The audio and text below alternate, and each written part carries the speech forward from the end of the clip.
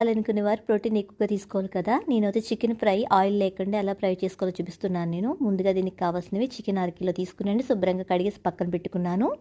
ఈ చికెన్కి మసాలాలు అన్నవి పట్టించుకోవాలండి. ఆ మసాలాలు ఏంటంటే రెడ్ చిల్లీ పౌడర్, పసుపు, ఉప్పు, అలాగే ధనియాల పొడి, జీలకర్ర పొడి, గరం మసాలా, అలాగే నిమ్మరసం, పెరుగు వేసేసి బాగా కలుపుకోవాలి. ఇలా కలుపుకున్న తర్వాత ముందుగా కడిగి పెట్టుకున్న చికెన్కి అంతటికి మసాలాను పట్టించి 1 అవర్ పాటు 2 అవర్స్ అన్న ఫ్రిడ్జ్లో ఉంచుకోవాలి. ఉంచుకున్న తర్వాత దీన్ని బాగా కలుపుకోవాలండి. మనకి ఆ చికెన్కి బాగా పట్టాలండి. ఇప్పుడు నేను స్టవ్ వెలిగించుకునండి.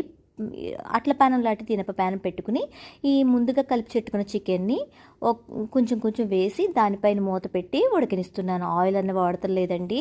చూడండి, ఇలా తీసుకోవడం వల్ల ప్రోటీన్ ఎక్కువగా ఉంటుంది. ఈజీగా బరువు తగ్గుతారు.